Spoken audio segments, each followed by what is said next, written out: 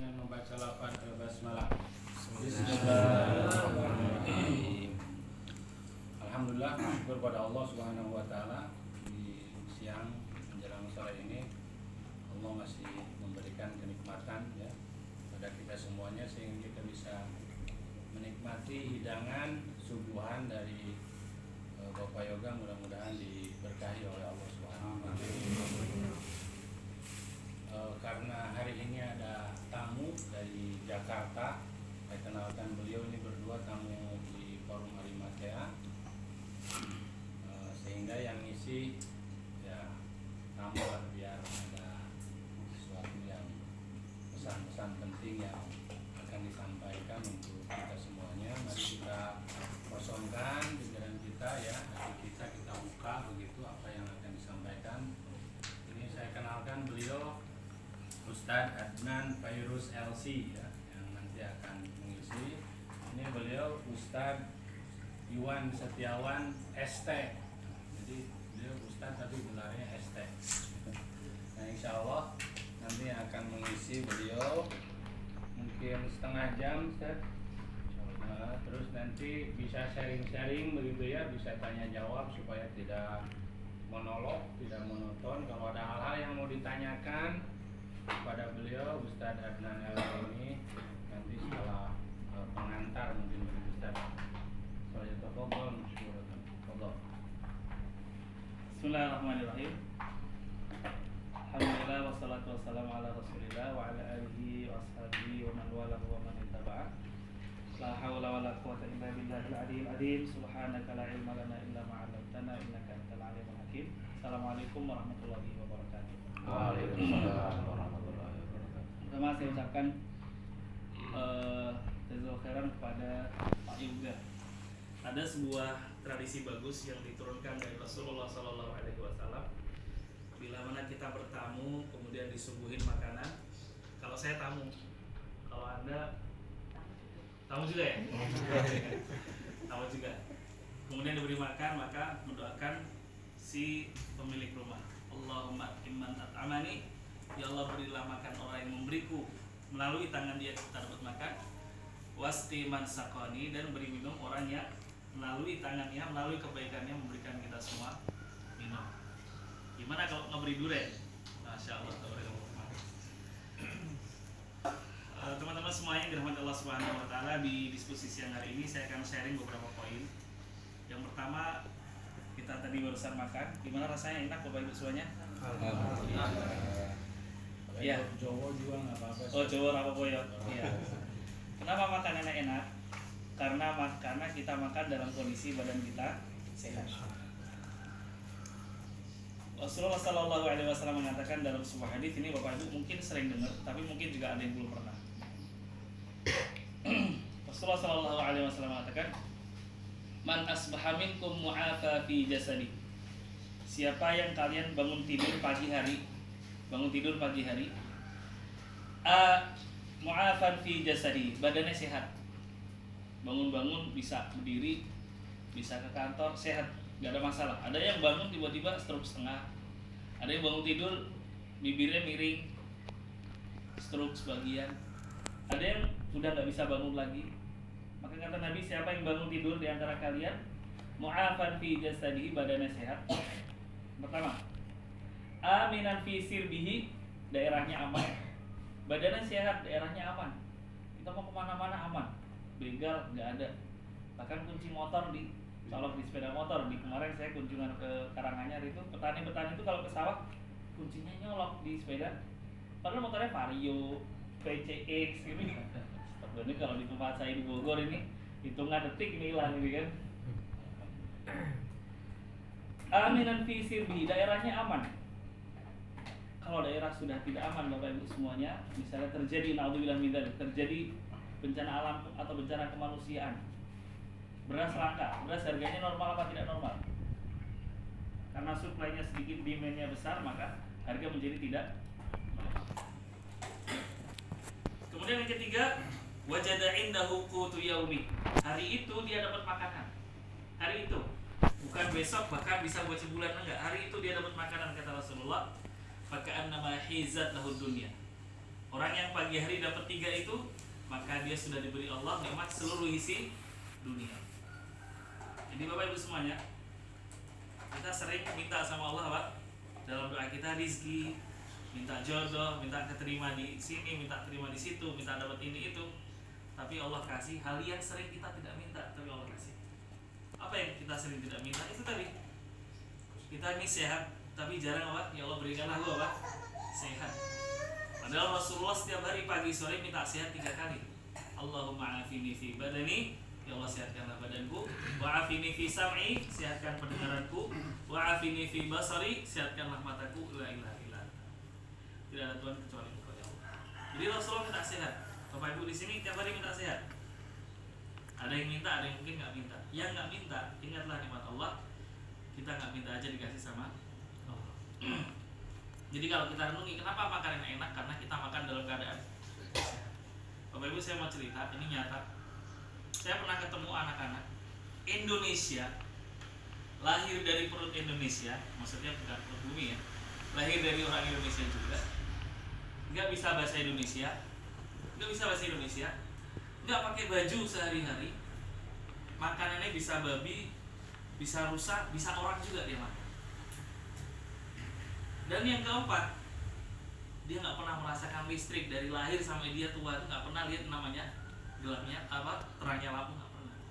Bahkan untuk menuju ke rumahnya, tim itu 4 hari, 5 hari 4 malam jalan kaki masuk hutan. Kira-kira daerah mana itu Pak? Masih ada di Indonesia? Enggak, bukan Papua. Di mana Pak? Jambi. Di mana? Jambi. Bukan. Bukan juga. Ini masih ada di Indonesia. Kemudian sama ekwan-ekwan kita diambil 3 anak, kakak adik, dan bahkan di sana incest. Tahu incest ya? Oh, Nikahnya sama adiknya. Karena nggak ada peraturan, nggak ada guru yang datang ke situ, nggak ada sekolah, hidupnya masih di Jawa ya? bukan. Lampung. Bukan. Ini kalau antum tahu namanya daerahnya, sukunya namanya suku Tugotin. Anda bisa cek. Yang dari Hafizo ya, Hafizo. Iya, ya itu dekat dengan rumah kami. Alhamdulillah. Dari Halmahera naik kapal masuk hutan terus, dan belum lama masuk TV. Sebelumnya jarang orang tahu apa itu suku Tugotin. Dari Halmahera naik kapal ke pedalaman masuk ke hutan 4 hari lebih, dan hutannya itu Pak kalau berhenti nggak ada warung kopi. Ya, jadi para mujahid yang masuk ke sana untuk nyelamatin akidah saudara-saudara kita ini nggak gampang, Insya Allah. Alhamdulillah dibawa ke Setu Bekasi, diurus sama Ustadz Iman. Sekarang anaknya sudah berhijab, sudah bisa bahasa Indonesia, sudah bisa jualan, masya Allah. Jadi ini Bapak Ibu semuanya, kita makan durian enak ya, sepakat ya. Ayam, nasi lewat. Ya. Alhamdulillah.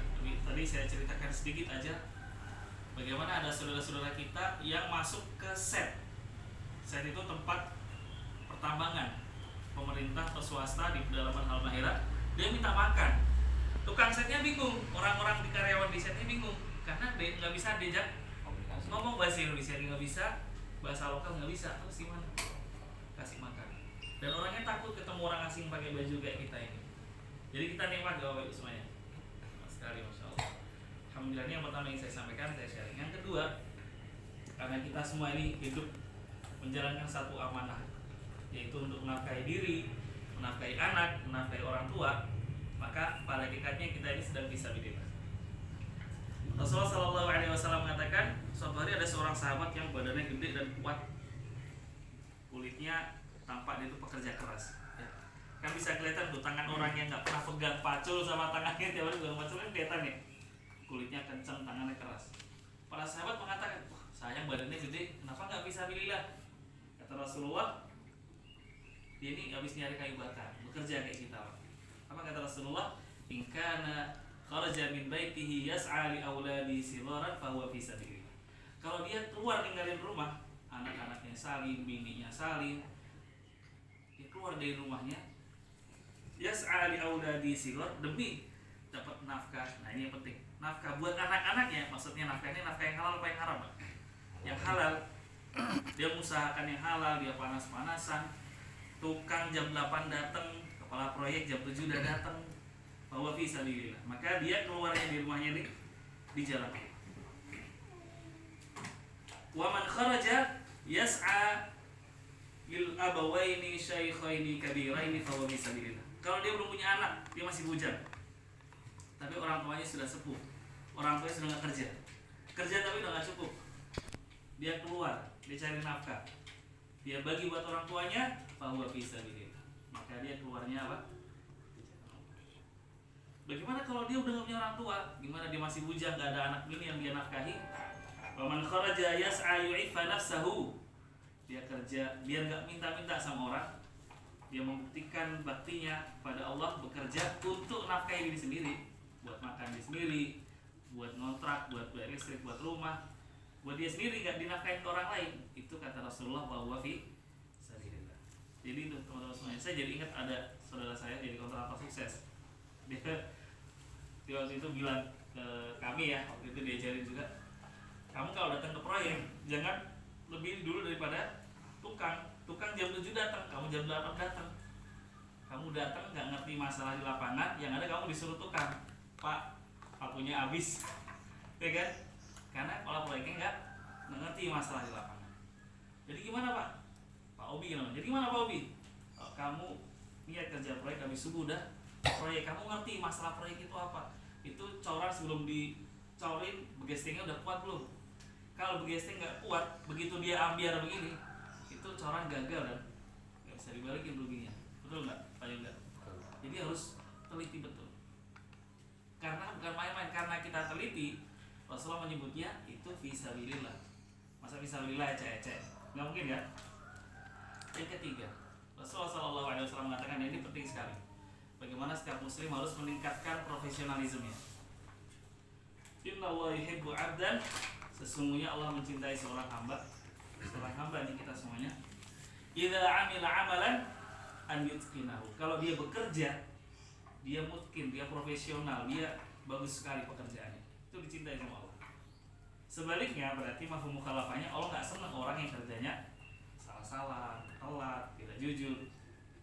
Saya mau cerita Bapak Ibu semuanya. Profesionalisme itu adalah buah daripada ketekunan kita melakukan suatu pekerjaan terus-menerus dan kita meningkatkan kualitas diri. Profesionalisme akhirnya kita menguasai betul pekerjaan kita. Ini kalau misalnya saya ibaratkan ada orang Indonesia, mungkin sampean kenal karena sampean di bidang perumahan ya, mungkin kenal juga. Kenal Richard Miftah? Kenal ya? Iya. Ini awalnya adalah laki-laki yang lagi pacaran, pengen nikah sama pacarnya. Dia waktu itu senang motor, maka dia konten tentang motor. Ternyata sepi kontennya motor, subscriber-nya dikit, komen dikit. Suatu hari ada rumah baru dibangun, dia iseng-iseng kontenin tentang apa? Rumah. Begitu diupload di YouTube meledak, review dia tentang satu rumah. Akhirnya dia nekunin rumah tuh, bangun rumah nggak pernah, bangun rumah nggak bisa, kontraktor bukan. Tapi dia menekuni terus tiap hari kontenin rumah. Akhirnya apa sekarang? Dia nggak usah nyari kerjaan, pekerjaan nyari dia. Sampai ditinggal nomor kontak teleponnya. Akhirnya apa? Developer rumah nyari dia, Mas tolong review rumah saya. Review bukan lagi bayar, dia dibayar. Kalau dia cantorin nomor telepon, penjualan lewat dia, marketingnya cepat, penjualannya cepat, penjualannya meningkat, jadi nafkah buat dia. Tapi saya lihat progres Mas, untuk menjadi orang kayak gini, berapa puluh rumah dia sudah harus review. Dan review satu rumah itu lama ya, karena detail dari mulai lokasinya, kusen yang digunakan. Kayak saya tadi ini perhatiin, ini kan bondek ya Pak ya? Bondek ya. Tapi rapi gitu Pak. Ini catnya kayak apa nih, gloss apa namanya, draft ya Pak? Catnya. Ya ini rapi. Kemudian saya juga ada bisnis kecil-kecilan sama abang saya, abang kandung saya di bidang seperti ini. Tapi beton yang bocor-bocor, waterproofing, itu aja. Ya. Saya balik lagi, teman-teman semuanya, dia melihat peluang nih, Bang Wicak nih tadinya ngonten motor nggak ada duitnya, nggak ada penontonnya. Dia ngonten rumah, meledak. Berarti ini peminatnya bagus, pasarnya gede. Dia ngonten rumah tiap hari makin bagus. Tapi ada satu kisah yang nggak dipublish, yaitu apa? Betapa banyak rumah udah di-review, capek-capek mau di-upload nggak jadi. Jangankan Wicak Miftah, Deddy Corbuzier itu banyak konten yang dia udah undang narasumber, udah syuting narasumbernya juga dibayar mahal, tahu-tahu gagal apa? Tayang. Bukan gagal upload ya. Diputuskan pada akhirnya konten ini dengan pertimbangan tertentu nggak usah naik. Gitu ya. Jadi Corbuzier penontonnya banyak nggak Bapak semuanya? Banyak. saya tanya, apa dia bekerja di bidang itu setahun 2 tahun? Dia tahu Anda untuk jadi terkenal itu sampai mulas matanya dulu, jadi mental man, apa namanya, mentalis, bener ya? Peruntungan jadi tukang sulap. Terus kita nggak nyontoh kehidupan pribadinya, kita nggak tahu orangnya sholat atau enggak. Tapi adalah saya ingin sampaikan kepada Anda semuanya, orang kalau profesional pasti dapat hasil. Kalau dalam bahasa Arab katakan manjada wajada, yang sungguh-sungguh dapat. Tapi yang nggak sungguh-sungguh, pengennya shortcut, kerjanya santai, hasilnya gede, itu bisa, tapi itu butuh proses. Itu butuh apa? Proses. Maka dalam bekerja ini kita sabar, kita bermujahadah, kita sungguh-sungguh mendekatkan profesionalisme. Teman-teman, saya ada juga kisahnya, kan itu tukang bangunan nih Pak, tukang bangunan di Wonogiri, sahabat juga, karena kita mitranya rata-rata tukang dari Wonogiri. Ada seorang tukang, subhanallah, dia nukang kalau istirahat ngopi 9:30 ya kan, biasanya orang yang punya rumah tuh ngasih ngopi ngeteh itu ya 9:30 seperempat jam lah, yang lain makan minum, tiba waktu zuhur 1 jam istirahatnya, makan ngopi, bisa tidur sebentar kan biasanya nunggu jam 1. Ini enggak Pak. Anda tahu apa yang dia lakukan? Dia memvideokan semua alat yang di sekitar dia. Pacul. Dia akhirnya apa? Konten tentang pacul. Ini pacul bagus. Akhirnya dia afiliator di TikTok, jualin barang-barang bangunan top. Dari mulai cetok yang dia pakai gini. Cetok kayak gini nih, saya pakai ini lebih awet ya dari yang sebelumnya. Ini enggak oblak iniannya. Ini harganya cuma 18.000, cek keranjang kuning. Tukang bangunan Pak. Tapi bulan pertama waktu itu saya masih ingat dia cerita, alhamdulillah di luar dia nukar dapat 1,5 juta. Pekerjaan pasif income di mana dia tidur, dia makan, dia traveling. Selama videonya naik di TikTok dan ditonton orang, dia dapat penghasilan tambahan dari pasif income. Bagaimana profesionalismenya? Videonya pertama jelek, ngomong malu, lama-lama udah bagus, ngomongnya pakai mic. Ini saya contohin. Saya juga pakai mic. Saya juga selalu kemana-mana bawa ini. Barangkali ada pelajaran penting perjalanan, saya harus ceritain nih. Saya juga pernah konten di YouTube, kalau enggak saya punya 27.000 subscriber, nggak sombong, enggak. Saya ingin kasih contoh pada orang-orang, karena saya di Cilengsi, saya ngajar di beberapa sekolah di DKV, desain komunikasi visual. Saya konten pakai HP 1, saya nggak punya kamera dan saya nggak akan beli kamera. Membuktikan beberapa video saya ditonton jutaan orang dan 150 video jadi video, itu nggak usah pakai alat mahal-mahal. Yang penting saya tahu caranya, karena sesungguhnya profesionalisme itu lebih mahal daripada alat. Sama itu semuanya ya. Kalau orangnya kreatif, biarpun alatnya sederhana, bisa jadi bagus nggak? Saya kasih contoh. Sampai pernah lihat nggak? Ada seorang tukang yang cacat yang dia jadi content creator. Pernah lihat? Disabilitas. Ya, apa namanya? Disabilitas punya karya kalau saya. Punya cara. Disabilitas punya cara. Ini tukang biasa Pak. Kalau dia kerja tukang doang, bayar sehari berapa? 150, 200 lah kalau di Jawa Barat, Jakarta. Kalau di Jawa Tengah mungkin 150, 170. Tapi dia mocer. Di saat orang kerja, dia melihat hal-hal biasa bagi dia, bagi orang lain nggak biasa. Contoh, nutup retakan ini. Wah, ini tukang semua bisa. Bagi tukang ini gampang apa sulit?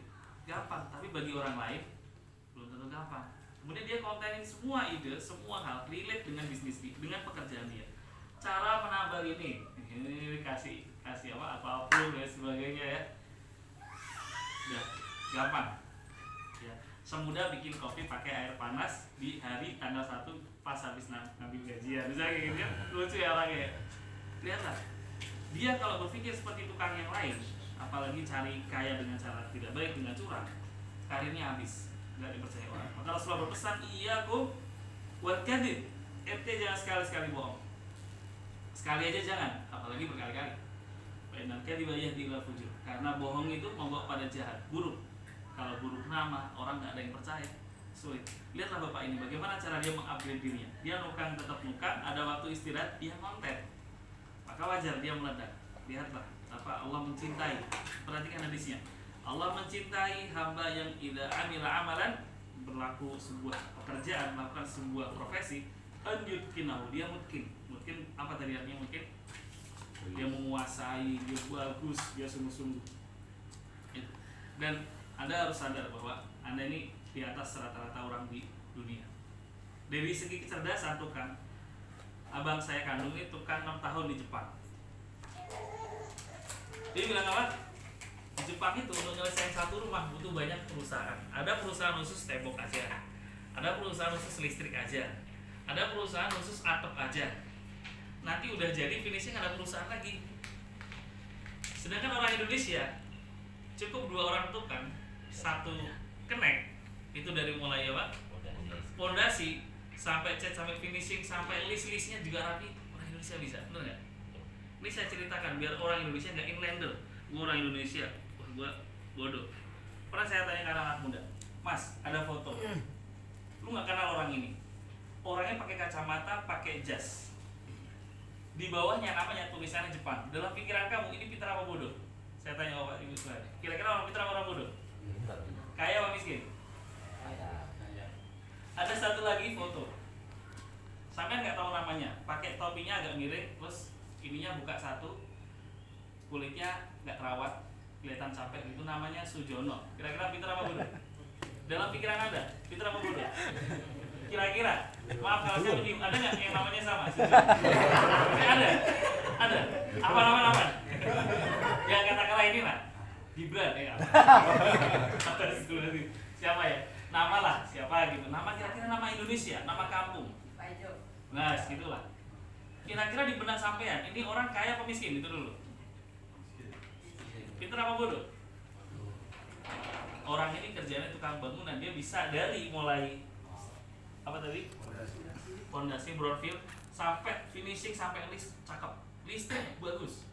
Lampunya tanam semua kayak gini. Ini saya nggak kelihatan, tanam nggak ini? Enggak ya. Listriknya apa? Tanam semua. Ini padahal yang tadi yang pakai jas, pakai kacamata itu kerjanya juga tukang juga di Jepang, Pak. Sampai ini, Allah, ada teman abang saya orang Boyolali sini, sama-sama kerja di Jepang 6 tahun. Begitu 6 tahun diperpanjang nggak mau. Anak saya udah pada besar, udah waktunya sekolah, saya waktunya balik merawat anak saya di Indonesia. Bosnya nyoba-nyoba jangan pulang. Biasanya setahun kamu saya kasih pulang, sekarang bulan sekali saya kasih pulang. Enggak bos, gue mau pulang, ngurusan anak saya. Ini bahasa Jepangnya. Sampai apa bosnya datang ke Jogja sini, jemput itu Mas Muji orang Boyolali sama abang saya di Wonogiri, suruh balik lagi. Mas Samen kerja lagi 2 bulan sekali tak kasih tiket pulang. Ya udah nggak mau. Saking butuhnya orang Jepang sama orang pintar dari Indonesia. Yang fotonya tadi namanya mungkin dari namanya biasa banget. Pakai topinya juga miring ya kan. Sama lihat tukang-tukang kita apa ada yang pakai jas? Celana jeans nggak ada, ya kan? Tapi karena dia hidup di Indonesia ya. Coba dia hidup di Australia. Dia di Australia tukang bangunan itu bayarnya per jam 60 sampai 70 dolar per jam. Bayangkan 600.000 per jam. Karena ada tangga saya. Ada sampai tahu channel Muhammad Hussein? Muhammad Hussein Gaza? Ya, itu tangga saya. Jadi saya adiknya ini apa siapa namanya itu? Mas Ito itu nikah dapat orang Australia. Pas datang ke Indonesia, dia cerita, suamimu kerjanya apa di sana? Tukang bangunan. Kok bisa kaya banget? Bolak-balik Indonesia terus? Iya. Karena suami saya bisa tukang bangunan bayarnya mahal mas. Terus under table juga bayarnya nggak pakai ini ntar kena pajak, bayarnya cash. Oh, jadi uangnya itu di rumah cash tuh. Masya Allah. Kalau bisa punya kenalan tukang sampai ke sana gitu ya, enggak? Tapi kira-kira tukang yang dibawa ke sana gimana? Yang profesional canggih apa tukang yang nggak canggih? Pastinya canggih. Syukur-syukur tukang konten di Australia, benar nggak Pak? Itu aja saya kira sudah setengah jam. Apa yang saya sampaikan poin-poin ini agar mengingatkan saya sendiri. Saya sendiri juga pekerja, saya juga guru SD, saya juga membantu teman-teman di Arimatia yang membina para mualaf di sekitar Jogja dan sekitarnya. Jadi mari kita doa sama-sama agar Allah kasih kita sehat, ya, kasih kita kekuatan iman. Kita nggak gampang tergoda nih. Mau ada cewek cantik, udah punya di rumah, lihat gitu. Ini main slot, cepet kaya, alah, nggak pengen cepet kaya, pengennya kaya, halal, anak saya pintar ngaji, soleh, bener nggak? Tertarik nggak sama slot nih? Bisa jelek nama, tahu-tahu bisa ngilang-ngilang, ya kan? Banyak kejadian nggak? Karyawan baik-baik, terhormat, tiba-tiba ikut slot. Waktunya gajian, belum terima duit, udah habis buat bayar slot, sampai jual segala macam. Akhirnya jadi tidak terhormat. Saya kira itu kita akhiri dengan doa kafaratul majelis. Subhanakallahumma wa bihamdika, asyhadu an la ilaha illa anta, astaghfiruka wa atubu ilaik. Sallallahu wasallam ala Muhammadin wa ala alihi washabihi ajmain. Assalamualaikum warahmatullahi wabarakatuh. Monggo kalau ada yang mau tanya jawab ya. Karena ini bulan Syaban, barangkali ada pertanyaan seputar Ramadan bisa dimanfaatkan oleh teman-teman semuanya. Beliau jauh-jauh dari Bogor gitu kan, nah, datang ke Barat sini. Monggo kalau ada hal-hal yang mau dikonsultasikan, ditanyakan seputar apa aja, insya Allah bisa beliau jawab. Monggo. Manfaatkan Bapak Ibu. Monggo Mas Jono. Ada nama sejarah maaf ya Pak ya. Assalamualaikum warahmatullahi wabarakatuh. Waalaikumsalam. Pak Sarjono aslinya. Oh, Jadi mau nanya soal sholat Jumat. Yang sering saya temui itu orang kalau berangkat sholat Jumat kadang sudah adzan. ya. Itu kalau khotbah itu kan pengganti yang 2 rakaat ya. Khotbah Ya. itu pengganti 2 rakaatnya. Karena sholat Jumat kan 2 rakaat. Berarti khotbah itu wajib. Ya. Terus itu gimana hukumnya orang yang terlambat harusnya kan mendengarkan khotbah namun malah melakukan sholat sunnah. Ya. Itu yang sering terjadi saya Ya. lihat. Bagaimana? Ya. Bismillahirrahmanirrahim. Suatu hari Rasulullah lagi khutbah. Berarti Jumatan udah mulai ya. Ada salah seorang sahabat masuk masjid kemudian dia duduk. Padahal terlambat ya. Ditegur sama Nabi berdiri untuk sholat sunnah dulu. Nah, maknanya ini yang Anda tanyakan sudah pernah terjadi di zaman Nabi. Nabi lagi khutbah, berarti sudah azan, sudah dimulai. Ada orang terlambat masuk masjid langsung duduk dengerin khutbah. Ditegur sama Nabi agar apa? Berdiri lagi untuk qiyam tahiyatul masjid. Jadi simpulannya adalah orang kalau terlambat diusahakan tidak terlambat ya. Karena ada fadilah orang yang datang khutbah Jumat sebelum khatib naik mimbar. Ya. Datang sebelum khatib naik maknanya sebelum azan kedua. Gitu ya. Karena ada masjid yang azannya 2 kali. Belum azan kedua dia udah datang ke masjid. Berdasarkan hadis bahwa sebenarnya malaikat menutup catatannya ketika khatib sudah naik mimbar. Maka setidaknya harusnya kita punya satu azam. Kalau udah jam 11 udah istirahat, udah persiapan sholat. Terbaik seperti itu. Tapi kalau misalnya terpaksa sekali atau terlambat, Anda terlambat, maka masuk khutbah jangan sampai terjadi kayak gini. Khotibnya khutbah, dia main HP di atas sepeda motor di parkiran. Itu jelas. Kayak terjadi di zaman Nabi. Nabi gak nemui orang aneh kayak gitu. Ya, zaman Nabi udah ada kendaraan onta juga, nggak ada yang di atas ontanya gitu kan, atau ngitung duit, habis dagang, nggak ada. Yang mulai sudah azan, maka apa? Masuk masjid. Kasusnya kalau dia terlambat, maka sah Anda untuk melakukan sholat tahiyatul masjid, kemudian menyelesaikan sholat Jumat. Wallahu a'lam bishawab. Mohon tanya Ustaz. Iya, boleh. Assalamualaikum warahmatullahi wabarakatuh. Salam. Saya itu biasanya untuk Ramadan kemarin itu kalau puasa Ramadan itu kadang-kadang sering apa? Mokah misalnya Jawa ini.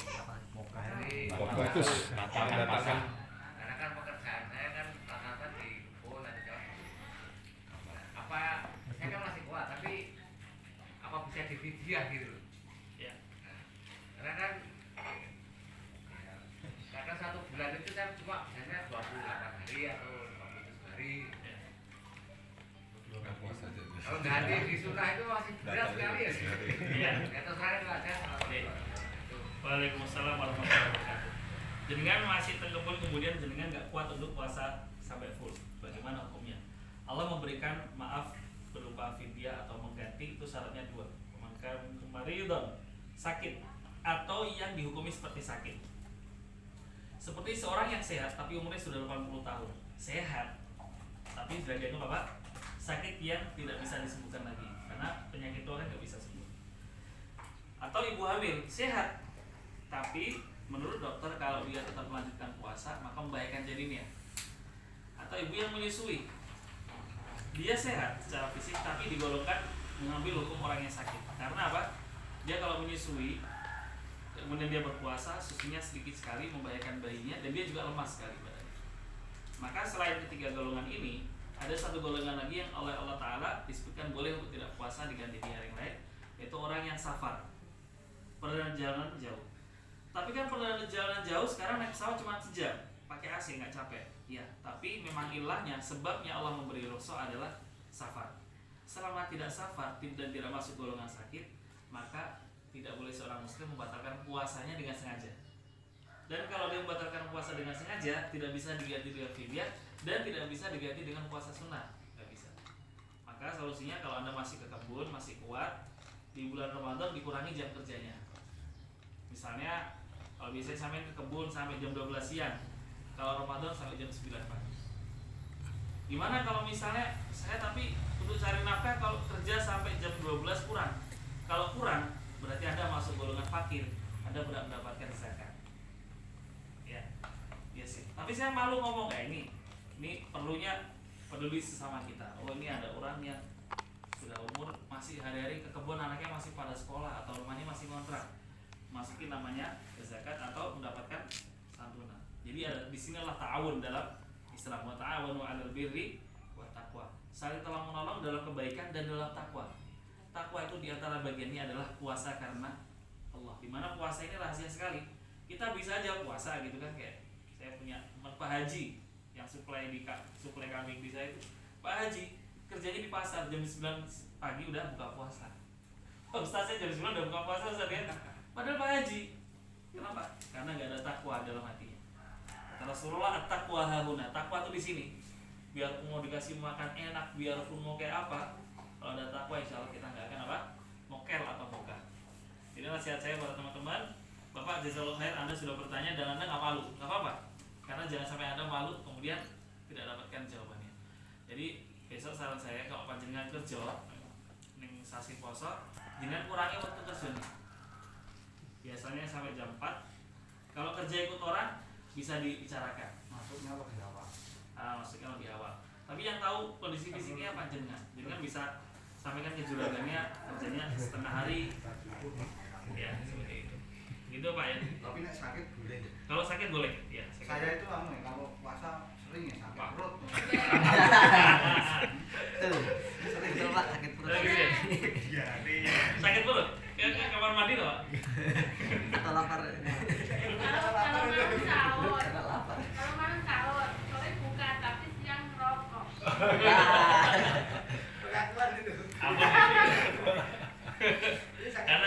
Karena puasa wajib itu Ramadan aja, kita diminta sama Allah tuh Ramadan aja. Jadi gini Pak, ada organ tubuh kita yang Allah ciptakan. Tangan ini dia kita gunakan ketika dia udah lahir, bener nggak? Mata kita lihat kalau kita udah lahir, tapi ada organ tubuh dalam diri kita yang dia sudah bekerja ketika kita berumur 3 bulan dalam kandungan. Apa namanya? Organ tubuh dalam diri kita dia ada yang sangat capek Pak. Sebelum kita dikasih roh ini, belum dikasih ruh itu ya, ini udah bekerja. Apa namanya? Jantung. Coba wanita kalau hamil 3 bulan dia USG, yang dicek apanya? Jantungnya udah bekerja. Maka sebenarnya puasa ini bentuk sayangnya Allah sama kita, karena kita nggak tahu ilmunya, bagi kita berat. Tapi tidak ada satupun dokter yang menyatakan puasa itu membahayakan kesehatan. Hatta orang Hindu namanya Adirai dalam satu channel bilang puasa itu sangat bagus sekali karena memberi kesempatan pada organ dalam kita untuk leren, istirahat. Bayangin pagi udah sarapan dia kerja, sarapannya banyak, kerjanya ekstra, ginjalnya ekstra dia pakai. Umur 50 tahun karena setiap hari nggak berubah, nggak pernah puasa, kena lah apa? Gagal ginjal dan sebagainya. Maka Allah tahu cara merawat tubuh kita. Bahkan kalau kita merawatnya dikasih pahala sama Allah, caranya apa? Puasa. Makanya sedikit jantung kita istirahat, paru-paru kita orang merokok istirahat gitu kan. Sopo ngerti kok mari riyoyo terus merokoknya segah gitu loh. Dulu Pak saya almarhum juga merokok, tapi semenjak punya anak nggak merokok lagi. Jadi bapak saya itu meninggal 70 tahun. Itu safar ke Solo dari Jakarta sendiri, naik bis bawa teken. Diantar nggak mau Pak, antar ke Pak, sudah. Bapak saya keras. Kalau mau punya kemauan ini ada saudara meninggal Semarang, aku terkait dengan agen bis. Pak diantar aja naik mobil, nggak usah. Punya anak punya pekerjaan. Bapak antar aja naik bis. Saya naik bis itu pakai teken 70 tahun. Beliau jaga betul, jaga puasa sunnah. Maka sampai 70 tahun tuh aman, makan durian pakai kopi aman. Jadi menikmati sehat lebih apa? Lama gitu. Kan ada yang belum terlalu tua udah sakit-sakit. Ini loro saraf kejepit, alhamdulillah bapak tuh enggak. Karena tadi mosok, bukan mutih tapi ya Ramadan dia puasa, hari-hari biasa makanya nggak pantangan. Gitu. Saya kira itu Pak ya. Jadi Allah tuh sayang sama kita, baik badan kita sehat, maka ada organ-organ yang suruh leren gitu kalau.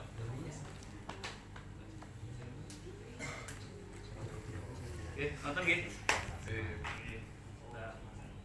Cukup.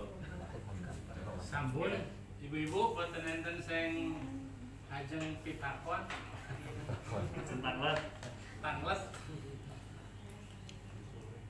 Boten enten ibu-ibu. Boten cekap manten.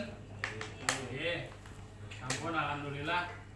Kan sudah berarti sudah pada paham itu alhamdulillah.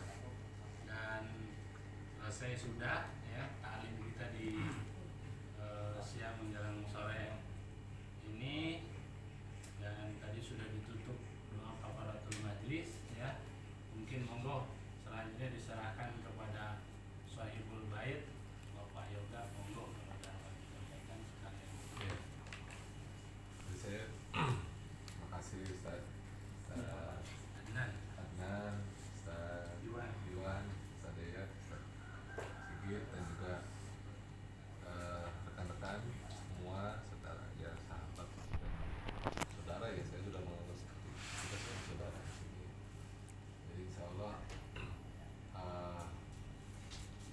berjalan atau apa ya, tausiah ini berdampak positif bagi kita pribadi masing-masing dan juga bagi usaha-usaha kita tentunya ya, dan semoga Allah memudahkan apa yang menjadi tujuan dan cita-cita kita. Satu lagi, ini Pak Angat bulan Ramadan ini berangkat umroh saya. Masya Allah. Yang mana? Saya barusan tanya puasa batal itu. Insya Allah akan berangkat di bulan ini, mudah-mudahan diberi kelancaran dan kesehatan gitu. Dari saya juga sedikit aja kita mungkin kita bisa akhiri. Assalamualaikum warahmatullahi wabarakatuh. Waalaikumsalam warahmatullahi wabarakatuh. Mau dilanjut makannya, duriannya silakan yang masih ready.